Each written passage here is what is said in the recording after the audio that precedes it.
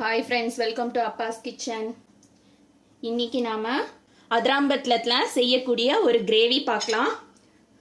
அதுக்கு குக்கர் வச்சிருக்கேன். குக்கர் சூடாயிடுச்சு. எண்ணெய் சேர்த்துக்கலாம்.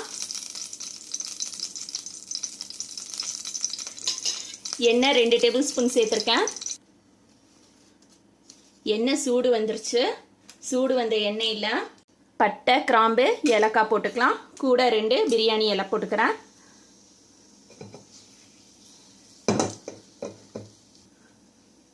வாசனைக்காக ஒரு ரம்பை இலை போட்டுக்கிறேன். சின்ன வெங்காயம் கட் பண்ணி வச்சிருக்கேன். சின்ன வெங்காயத்தை சேர்த்துக்கலாம். சின்ன வெங்காயம் ஒரு 10 சின்ன வெங்காயம் எடுத்து கட் பண்ணி வச்சிருக்கேன். வெங்காயம் வதங்கிட்டு இருக்கும்போதே 2 பச்சை மிளகாய் சேர்த்துக்கலாம்.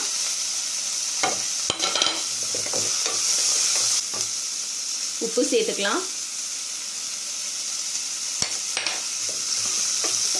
சின்ன வெங்காயத்துக்கு பதிலாக நீங்கள் பெரிய வெங்காயம் கூட சேர்த்துக்கலாம். சின்ன வெங்காயம் சேர்க்கும்போது டேஸ்ட்டாக இருக்கும். அதுக்காக தான் நான் சின்ன வெங்காயம் சேர்த்துருக்கேன். இஞ்சி பூண்டு 1 ஸ்பூன் சேர்த்துக்கிறேன். கொஞ்சமாக கருவேப்பிலை சேர்த்துக்கிறேன். நான் இங்கே எலும்பு சுத்தம் பண்ணி வச்சுருக்கேன். அது சேர்த்துக்கிறேன். எலும்பு ஒரு 1/4 கிலோ இருக்கும்.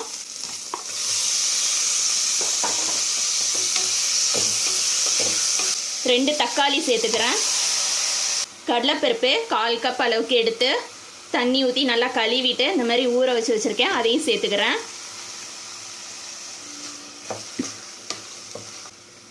மிளகாத்தூள் 1 டீஸ்பூன், தனியாத்தூள் 1 டீஸ்பூன், ஜீரகத்தூள் 1/2 டீஸ்பூன் எடுத்திருக்கேன். 3 சேர்த்துக்கிறேன்.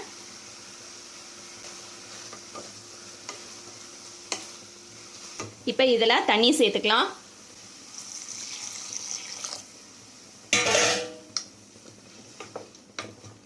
தண்ணி சேர்த்து ஒரு 4 விசில் விட்டு எடுத்துக்கலாம்.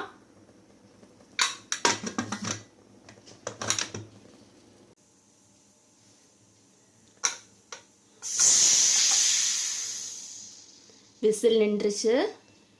குக்கர் ஓப்பன் பண்ணி பார்க்கலாம்.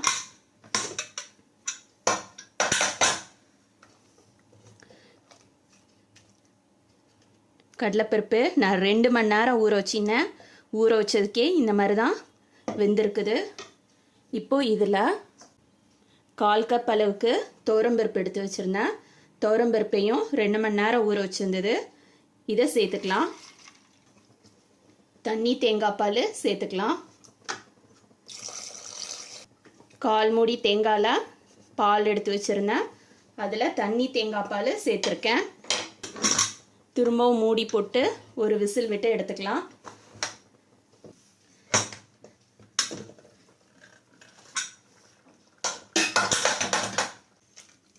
பருப்பு நல்லா கரையணும். இன்னும் ஒரு 2 சத்தம் வச்சுக்கிறேன். திரும்ப மூடி போட்டு 2 விசில் விட்டு எடுத்துக்கலாம்.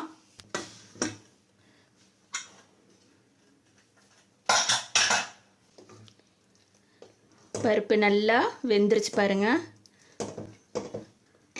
இதில் பாதி வாழைக்காவை கட் பண்ணி வச்சுருக்கேன். அதை சேர்த்துக்கிறேன்.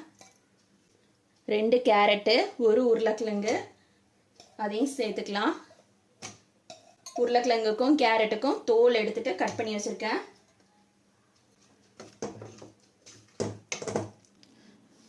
கொஞ்சமாக தண்ணி சேர்த்துக்கலாம். தண்ணி நிறைய சேர்க்க வேண்டாம். உருளைக்கிழங்கு, கேரட்டு, வாழைக்காய் எல்லாம் போட்டதுக்கப்புறம் குக்கர் மூடி போட வேணாம். வெறும்னா நம்ம ஓப்பன்லேயே வேக வச்சுக்கலாம். கேரட், வாழைக்காய், உருளைக்கிழங்கு 3 பாதி வேக்காடு வெந்துக்கிட்டு இருக்கும்போது நம்ம கத்திரிக்காவை சேர்த்துக்கலாம். அதுவரை கத்திரிக்காவை கட் பண்ணி இந்த மாதிரி தண்ணியில் போட்டு வச்சுருக்கேன். அப்போ தான் கலர் மாறாமல் இருக்கும். வாழைக்காய், உருளைக்கிழங்கு எல்லாம் பாதி வேக்காடு வெந்துருச்சு. இப்போ நம்ம கட் பண்ணி வச்சிருக்கிற கத்திரிக்காவை சேர்த்துக்கலாம். கத்திரிக்காய் 2 கத்திரிக்காய் எடுத்திருக்கேன்.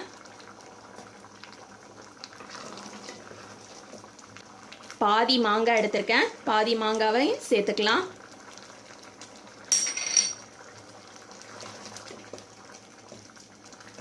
கத்திரிக்காயும் மாங்காவும் வேகணும்.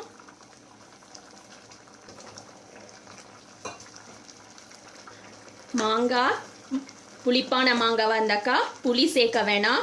சப்போஸ் நீங்கள் சேர்க்குற மாங்காய் வந்து அந்தளவுக்கு புளிப்பு இல்லை அப்படின்னாக்கா கொஞ்சமாக புளி சேர்த்துக்கணும்.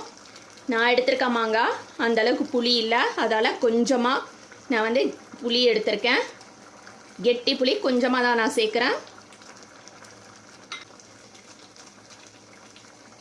2வது தேங்காய் பால் எடுத்து வச்சுருக்கேன், அதையும் சேர்த்துக்கலாம்.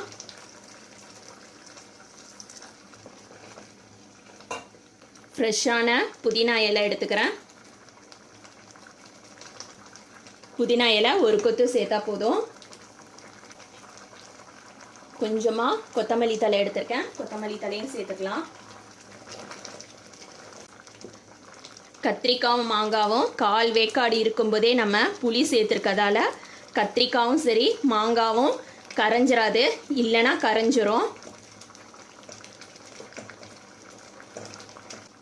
கத்திரிக்காயும் மாங்காவும் வெந்துருச்சு. கெட்டி தேங்காய் பால் எடுத்து வச்சுருக்கேன், அதை சேர்த்துக்கலாம். தேங்காய் பால் சேர்த்ததுக்கப்புறமா கொதிக்க விடக்கூடாது, லேசாக சூடு வந்தால் போதும்.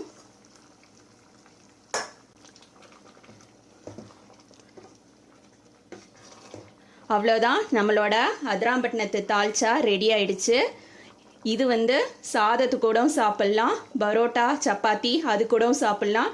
டேஸ்ட் வந்து அல்டிமேட்டாக இருக்கும். நீங்களும் வீட்டில் ட்ரை பண்ணி பாருங்கள்.